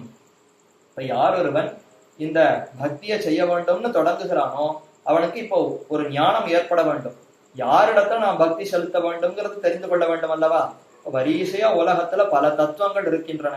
எல்லா தத்துவத்தையும் ஆராய்ந்து பார்த்தால் பராவரண்யம் பூதானாம், இந்த பூதங்களுக்குள்ளே இதுதான் பரதத்துவம், இதுதான் தாழ்ந்த தத்துவம். பரதத்துவத்தை காட்டிலும் மற்ற அத்தனையும் தாழ்ந்த தத்துவம், இருப்பது ஒன்றே ஒன்று பரதத்துவம் என்பதை நன்கு அறிய வேண்டுமாம். அப்படி அறிகிற அந்த ஞானம்ங்கிறது அடிப்படை அல்லவா? அதைத்தான் ராமானுசர் தெரிவிக்கிறார். இத்தியாதி உக்த பராவர தத்துவ நிச்சயேன. பக்தி செய்ய வேண்டும்னு சொன்னால் முதல்ல இதை நிச்சயித்துக் கொள்ள வேண்டும். நம்ம பக்தி யோகத்தை செய்ய வேண்டும். யார் உயர்ந்த தத்துவமோ அவரிடத்துலதான பக்தியை செலுத்த வேண்டும். பரதத்துவம், தனக்கு மேம்பட்டவன் இல்லை, தனக்கு சமமானவன் இல்லைன்னு யார் ஒருவன் இருக்கிறானோ அவர்தான் பரதத்துவம். அவரை அறிந்து கொண்டு அவருக்கு கீழ்பட்டவைதான் மற்ற அத்தனை தத்துவங்களும் என்பதையும் தெரிந்து கொண்டு நிச்சயித்து விட்டு அந்நிய பக்தி உன்மூலனாத் அவ்யபிசாரேன, இப்படி தெரிந்து கொண்டாலே என்ன ஏற்படும்னா அப்ப தாழ்ந்த விஷயங்கள்ல நமக்கு அன்பு கூடாது என்பது தன்னிடையே கிட்டுமே. எப்ப அந்த உயர்ந்த பரமாத்மா அவர்தான், எனக்கும் அவருக்கும் தான் தொடர்பு இருக்கு, அவர்தான் உயர்ந்தவர்னு தெரிந்து கொள்ளுகிறோமோ, அப்ப ஏன் மற்ற தாழ்ந்த விஷயங்களுக்கு செல்ல போகிறோம்?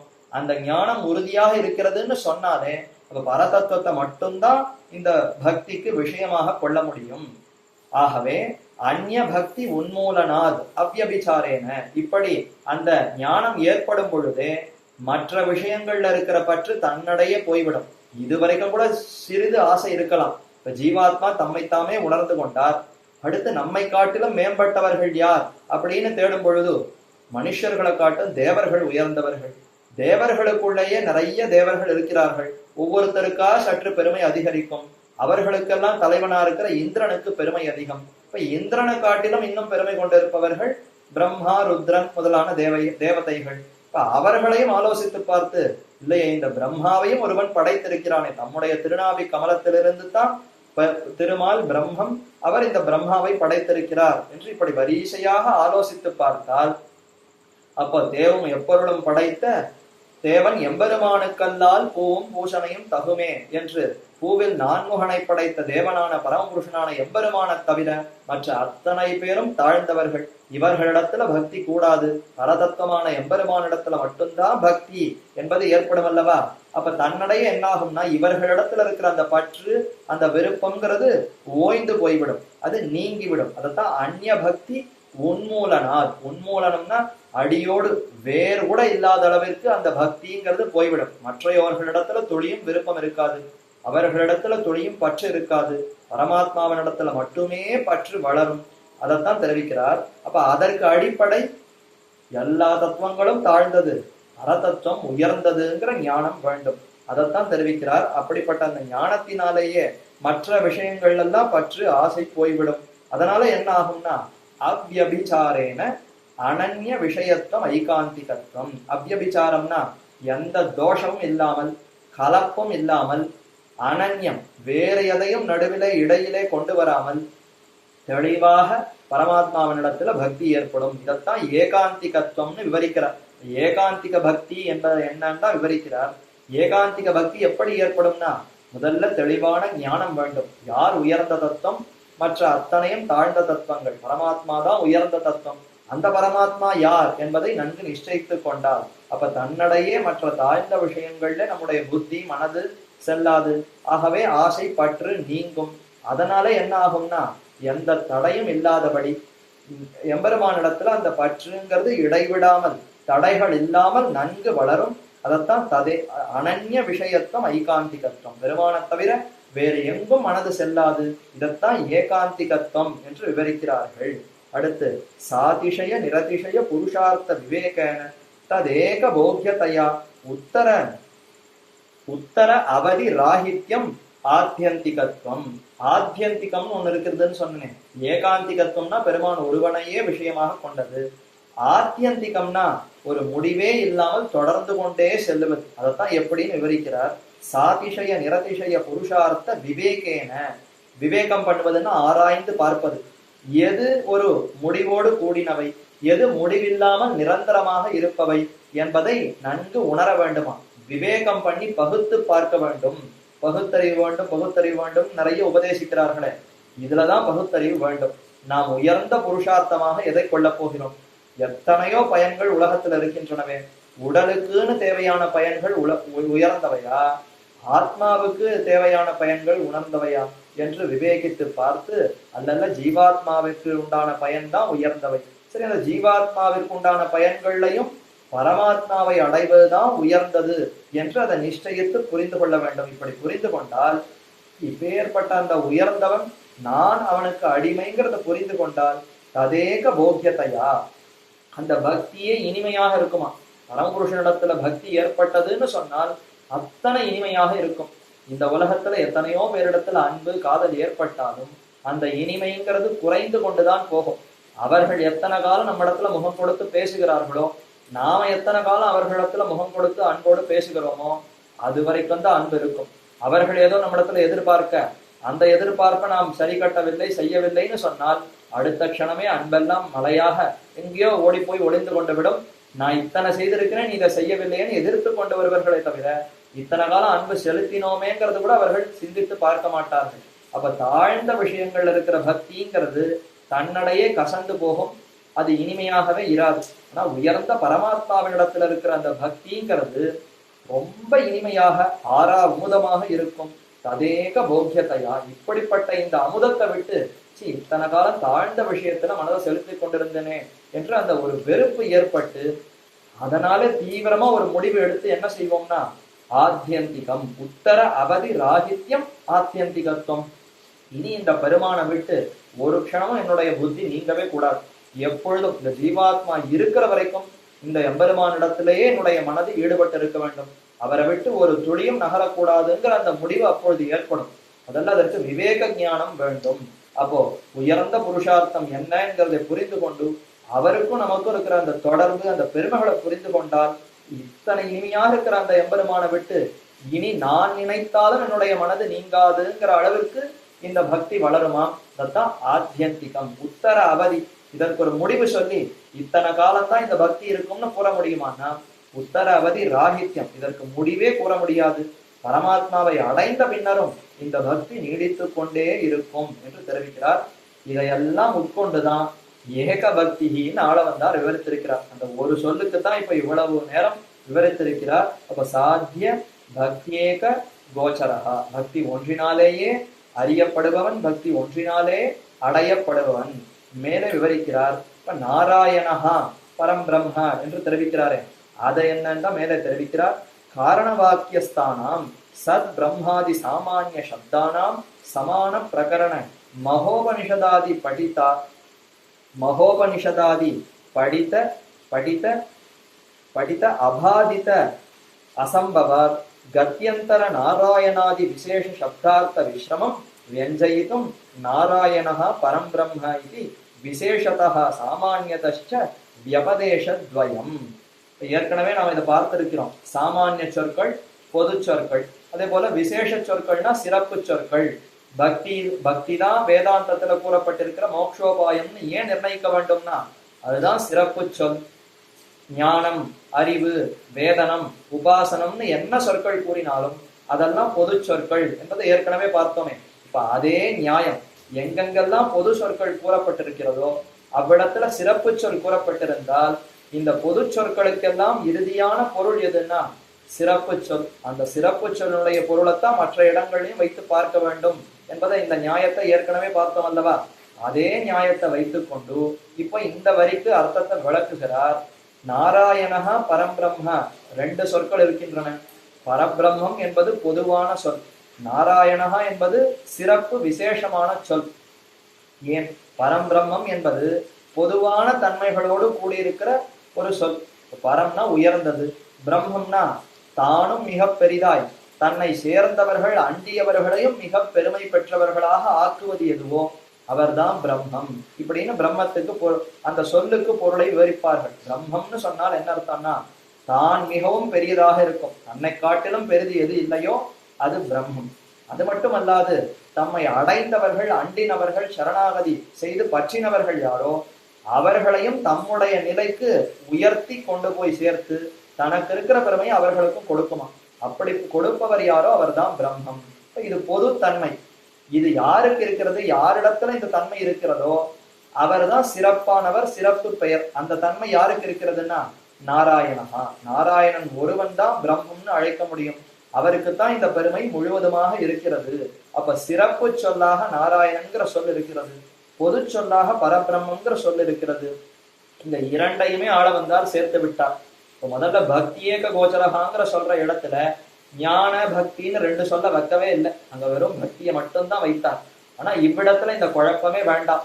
பொது சொற்களாக இருந்தாலும் விசேஷ சொல்லாக இருந்தாலும் ரெண்டுத்தையுமே சேர்த்து விடலாம் என்று இரண்டையும் சேர்த்து இப்ப பொது சொற்கள் எவ்விடத்துல கூறி இருந்தாலும் இந்த இடத்துல பொது சொற்கள்னு பார்க்கும் பொழுது ஜகத்துக்கே காரணம், இந்த ஜகத்தை எல்லாம் படைக்கிறாரே, ஜகத்தை எல்லாம் காக்கிறாரே, ஜகத்தை எல்லாம் அழிக்கிறாரே, அவர்தான் பிரம்மம். அந்த பிரம்மம் யார் என்று கூறும் பொழுது அதுல சில பொது சொற்கள், சில விசேஷ சொற்கள். பொது சொற்கள்னா சத்துன்னு சில இடத்துல கூறப்பட்டிருக்கிறது, ஆத்மான்னு சில இடத்துல கூறப்பட்டிருக்கிறது, பிரம்ம என்று சில இடத்துல கூறப்பட்டிருக்கிறது. சத்து தான் இந்த ஜகத்துக்கெல்லாம் காரணம், ஆத்மாதான் இந்த ஜெகத்துக்கெல்லாம் காரணம், பிரம்மம் தான் இந்த ஜெகத்துக்கெல்லாம் காரணம், புருஷன் தான் இந்த ஜெகத்துக்கெல்லாம் காரணம் என்று வேத வாக்கியங்கள்ல பல விடங்கள்ல இப்படி கூறப்பட்டிருக்கிறது. அப்ப இந்த சொற்கள் எல்லாமே பொது சொற்கள். சத்துன்னு சொன்னால் இருத்தல்னு அர்த்தம். இருக்கும் பொருள், உண்மையான பொருள் தான் இந்த ஜெகத்துக்கு காரணமே தவிர இல்லாத உண்மையே அற்ற ஒரு பொருள் ஜெகத்துக்கு காரணமா இருக்க முடியுமா? பல நாஸ்திக மதங்கள்லாம் என்ன சொல்றா, எதுவுமே இல்லாமல் இருந்தது, திடீரென்று ஏதோ ஒரு பெரிய பூகம்பம் மாதிரி ஒண்ணு வெடித்ததாம், வெடித்ததிலிருந்து பல பொருள்கள் அப்படியே உற்பத்தி ஆயின அப்படின்னு பல அவரவர்களுடைய கோட்பாடுகள் கருத்துக்கள் எல்லாம் தெரிவிக்கிறார்கள். ஆனா அப்படியெல்லாம் வைதிக சித்தாந்தத்துல கூறவே முடியாது. எதுவுமே இல்லாமல் திடீரென்று எப்படி ஒன்று ஏற்படும்? உண்மையானதிலிருந்து தான் உண்மையானது ஏற்படுமே தவிர இல்லாததிலிருந்து, எந்த பொருளுமே இல்லைன்னு சொல்ற இடத்திலிருந்து எப்படி உண்மையான ஒரு பொருள் தோன்றும்?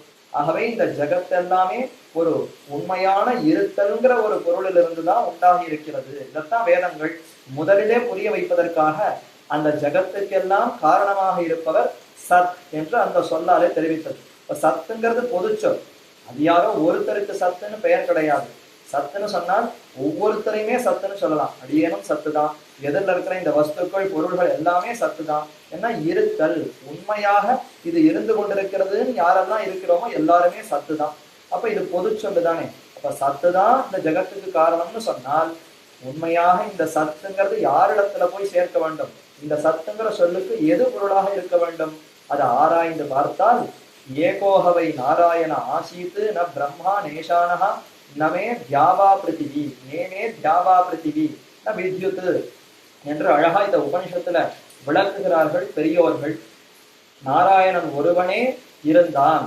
அவர் இருக்கிற சமயத்துல ந பிரம்மா நேஷானஹா, இந்த ஜெகத்தெல்லாம் அழிந்து விட்டது, பிரளயமே ஏற்பட்டு விட்டது.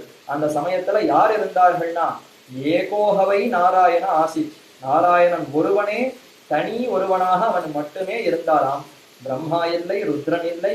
அப்படி சொல்லும் பொழுது மற்ற தேவதைகளை மட்டும் சொல்லாமல் நேமே தியாவா பிருத்திவி, பூமி இல்லை ஆகாசம் இல்லைன்னு அறிவற்ற ஜட பொருள்களையும் சேர்த்து சொல்லிவிட்டது. அப்ப இந்த ஜெகத்தும் இல்லை, ஜெகத்தையே நியமிக்கக்கூடிய 33 தேவதைகள்னு சொல்றோமே, இந்த தேவதைகள் யாரும் இல்லை.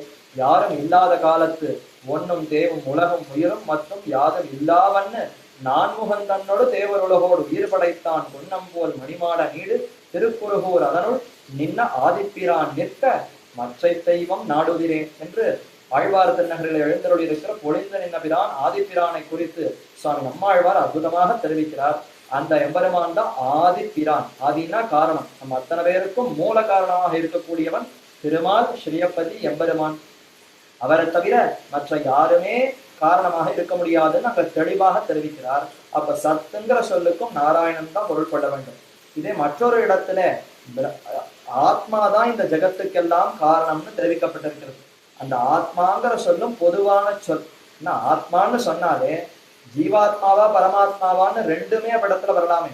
ஆத்மான்னு சொல்லும் பொழுது வெறும் ஜீவாத்மா என்று மட்டும் பொருள் அல்ல, ஆத்மாங்கிற சொல்லுக்கு பரமாத்மாவும் பொருள். இப்ப ஆராய்ந்து பார்த்து ஆத்மாதான் ஜெகத்துக்கெல்லாம் காரணம்னு சொன்னார். அப்படி அல்லவே, இந்த ஆத்மாவுக்கே காரணமாக பரமாத்மா இருக்கும் பொழுது எப்படி இந்த ஆத்மாவை போய் இந்த அனைத்துக்கும் காரணம்னு சொல்ல முடியும்னு ஆராய்ந்து பார்த்து அதனுடைய பொருளை நிர்வகித்தோம்னு சொன்னால் அதனுடைய பொருளும் என்ன தேரும்னா ஆத்மாங்கிற சொல்லுக்கு நாராயணங்கிறது தான் பொருள். இதே போல மற்றொரு இடத்துல பிரம்மம் தான் இந்த ஜெகத்துக்கெல்லாம் காரணம்னு கூறப்பட்டிருக்கிறது. பிரம்மம்னு சொன்னாலும் பொது சொல்லுதான். எது மிகவும் உயர்ந்ததோ, எது தன்னை நாடி இருக்கிற அண்டி இருக்கிறவர்களையும் உயர்ந்ததாக ஆக்குகிறதோ அதற்கு பிரம்மம்னு பெயர். இப்ப அப்படிப்பட்ட பிரம்மம் யார் என்று விசாரிக்க வேண்டும். பிரம்மம் தான் உலகத்துக்கு காரணம் வாஸ்தவம். அந்த பிரம்மம் யாரு? நானோ நீங்களோ எதிரில் இருக்கிற பொருளோ யாரும் பிரம்மமாக ஆக முடியாது. அதெல்லாம் நமக்கே பெருமை இல்லை. நமக்கு பெருமை இருந்தாலும் நம்மை நாடி இருப்பவர்களுக்கு அந்த பெருமையை கொடுக்க முடியுமானா அந்த அளவுக்கெல்லாம் நமக்கு மனதுல தாராள எண்ணம் எல்லாம் இல்லை. நாம உயர்ந்து கொண்டே போக வேண்டும், நமக்கு கீழே இருக்கிறவர் கீழே தான் இருக்க வேண்டும். இப்படிதான் உலகத்துல லௌகிகத்துல எங்க பார்த்தாலும் இருக்கும். அப்போ பிரம்மன்ற அந்த சொல்லுக்கு யார பொருளாக ஆக்க முடியும்னு சொன்னால் அது மற்ற தேவதைகளையும் ஆக்க முடியாது. பிரம்மா முதலான தேவதைகளை பிரம்மம்னு சொல்லலாமா என்றால் அவர்களை காட்டிலும் இன்னும் மேம்பட்டவனாக பரமாத்மா திருமால் ஸ்ரீயப்பதி நாராயணன் இருக்கிறாரே. அப்ப இவர்களை காட்டிலும் மேம்பட்டவனான நாராயணனைத்தான் பிரம்மங்கிற சொல்லுக்கு பொருளாக கூற முடியும். ஆக பொது சொற்கள் இந்த ஜெகத்துக்கு காரணம்னு சொல்லுகிற அந்த வாக்கியங்களிலே பொது சொற்களை பயன்படுத்தி இருந்தாலும் விசேஷமா புருஷ சூக்தம் முதலான அந்த வேத பகுதிகளிலே நாராயணன் தான் ஜெகத்துக்கு காரணம்னு ஸ்பஷ்டமா மற்ற தேவதைகளுடைய பெயரையே கூறாமல், அப்படி கூறி இருந்தாலும் இந்த தேவதைகள் எல்லாம் இல்லாத காலத்திலே நாராயணன் ஒருவன் தான் இருந்தான்னு மிக தெளிவாக கூறியிருப்பதினாலே நாராயணனே ஜெகத்துக்கு காரணம். சத் பிரம்ம ஆத்மான்ற எந்த சொற்களை பயன்படுத்தி இருந்தாலும் இந்த சொல்லுக்கெல்லாம் பொருள் யாருன்னா அது நாராயணன் என்றுதான் நாம் உணர்ந்து கொள்ள வேண்டும். அதை ஆள வந்தார் இவ்விடத்துல ரெண்டு சொற்களையுமே பிரயோகிக்கிறார். பரபிரம்மம்னு சொல்லி பொது சொல்லையும் சொல்றார், நாராயணஹா என்று விசேஷ சொல்லையும் சொல்லுகிறார். அதுலயும் முதல்ல விசேஷ சொல்ல பிரயோகிக்கிறார். என் பரம்பிரம்மம் நாராயணஹான்னு சொல்லி இருக்கலாமே, நாராயணஹா பரம்பிரம்மம்னு ஏன் தெரிவிக்கிறார்னா முதல்ல குழப்பமே கூடாது, நாராயணன் தான் இந்த ஜெகத்துக்கு காரணம்ங்கிறது தெளிவாக உள்வாங்கி கொள்ள வேண்டும். பின்னர் சந்தேகம் வரும், இல்லைய வேதாந்தங்கள்ல சத்து ஆத்மா பிரம்மம்னு பல சொற்கள் இருக்கின்றனவேன்னா எல்லாத்துக்கும் நாராயணன் தான் பொருள், நீ தெரிந்து கொண்டிருக்கிற இந்த நாராயணன் தான் சத்து, இவரே தான் பிரம்மம், இவர் தான் ஆத்மா என்று புரிந்து கொள்ள வேண்டும்னு இப்படி நாம தெரிந்து கொள்ள வேண்டும் என்பதற்காகத்தான் முதலிலே விசேஷ சொல்லை வைத்து பின்னாடி பொது சொல்லை அமைக்கிறார். இதைத்தான் இப்ப வேதாந்தாச்சாரியர் இந்த பத்தியில விவரிக்கிறார். அதை மட்டும் பார்ப்போம். காரண வாக்கிய ஸ்தானம், உலகத்துக்கே எது காரணம் என்று கூறுகிற வாக்கியங்கள் வேதங்கள்ல இப்படிப்பட்ட சொற்றொடர்கள் இருக்கின்றன. அந்த வாக்கியங்களினுடைய நிலையிலே பார்க்கும் பொழுது சத் பிரம்மாதி சாமானிய சப்தானாம் சதேவ இதமே சதேவ காரணம், அதாவது சத்துதான் இந்த பிரம்மத்துக்கு இந்த ஜெகத்துக்கெல்லாம் காரணம் என்று ஒரு இடத்துல கூறப்பட்டிருக்கிறது. பிரம்மவா இதம் ஏகமேவ அக்ர ஆசி என்று பிரம்மம் தான் இந்த ஜெகத்திற்கு காரணமாக இருக்கிறார் என்று ஒரு இடத்துல கூறப்பட்டிருக்கிறது. சத் பிரம்மாதி, ஆதினா இது முதலான சொற்கள், சத்து பிரம்மம் முதலான சொற்கள் சாமானிய சப்தானாம் பொது சொற்களாலே கூறப்பட்டிருக்கிறது. காரண வாக்கியங்கள், அதாவது இந்த ஜெகத்துக்கெல்லாம் காரணம்ங்கிற ஒரு வஸ்து இருக்கிறாரே அவரை சத்து பிரம்மான்ற சாமானிய சொற்களாலே சில வேத வாக்கியங்கள் கூறுகின்றன. சமான பிரகரண, இதே வேத வாக்கியங்களுக்கு சமமாக மற்றொரு வேத வாக்கியம், அனைத்து வேத வாக்கியங்களும் சமம் தானே, இதுல இந்த வேத வாக்கியம் உயர்ந்தது இந்த வேத வாக்கியம் தாழ்ந்ததுன்னு நம்மால முடிவு பண்ண முடியாது. அனைத்து வேத வாக்கியங்களும் சமானம். அந்த சமானமாக இருக்கிற மற்றொரு வேத வாக்கியத்துல பார்க்கும் பொழுது மகோபனிஷத் என்கிற வாக்கியத்திலே நாராயணன் தான் இந்த ஜெகத்துக்கெல்லாம் காரணம், அவர் தான் இந்த ஜெகத்தே அழிந்திருக்கிற சமயத்துல அவர் ஒருவரே இருந்து தம்முடைய சிந்தனை புத்தியினாலே இதை சிந்தித்து சரி மீண்டும் படைப்போம் என்று சங்கல்பித்து இந்த ஜெகத்தையே படைக்கிறார் என்று மகோபனிஷத்திலே தெரிவிக்கப்பட்டிருக்கிறது.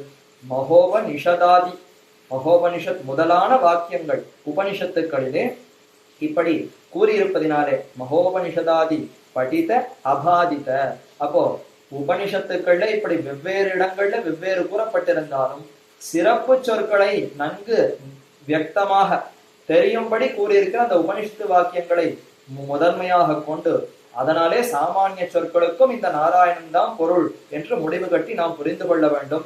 இதற்கும் அதற்கும் பொருந்தாமை அல்ல என்பதை தெரிந்து கொண்டு முரண்பாடு இல்லாதபடி நாம நிர்வகிக்க வேண்டும். ஒன்னோட ஒண்ணு முரண்படுகிறதே என்கிற அப்படி சந்தேகம் கொள்ளாமல் முரண்பாடுகளை நீக்கி பொருள் கொள்ள வேண்டும்.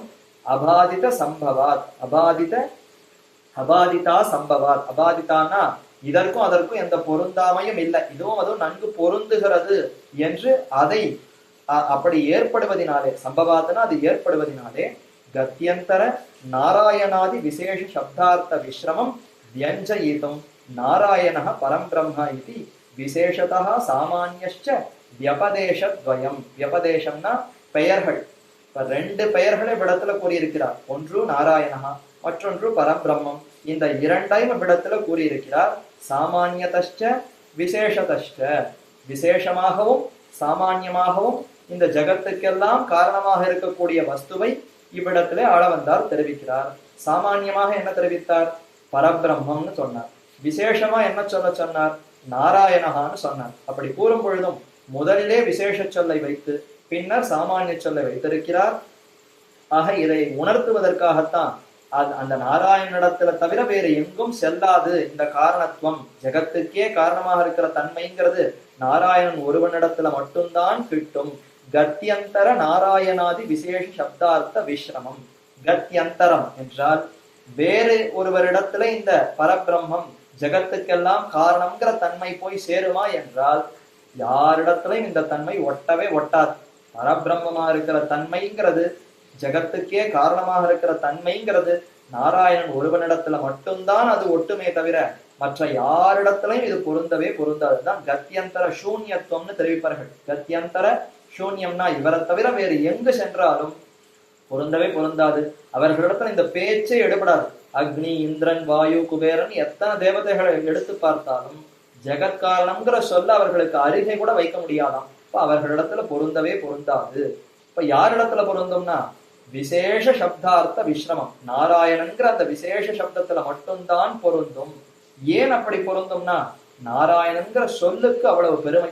அந்த சொல்ல பிரித்து பார்த்தாலே இதனுடைய பொருளை நன்கு புரிந்து கொள்ளலாம். ஆக நாராயணஹா பரம்பிரம்மா என்று ஆளவந்தார் இவ்விடத்திலே விவரித்திருக்கிறார் என்று இந்த வாக்கியத்துல தெரிவிக்கிறார். அப்படி அந்த நாராயண சப்தத்திற்கு என்ன அர்த்தம், நாராயணகாங்கிற சொல்லினாலேயே இவர்தான் ஜெகத்துக்கெல்லாம் காரணம் என்பதை எப்படி புரிந்து கொள்ளலாம் என்பதை மேலையும் விவரித்திருக்கிறார். மற்ற ஆச்சாரியர்களும் அதை நன்கு விவரித்திருக்கிறார்கள். அதை மேற்கொண்டு அடுத்த காலக்ஷேபத்திலே அனுபவிக்கலாம் என்று சொல்லி அமைகிறேன். பிருந்தாரண்ய நிவாசாய பலராமானுஜாயச்ச ருக்மிணி பிராணநாதாய பார்த்தசூதாய மங்களம். ஸ்ரீமதே ரம்யஜாமாத்ரு முனீந்திராய மகாத்மனே ஸ்ரீரங்கவாசினே பூயாத் நித்யஸ்ரீ நித்யமங்கலம். ஆழ்வார் திருவடிகளே சரணம், எம்பெருமானார் திருவடிகளே சரணம், ஜீயர் திருவடிகளே சரணம்.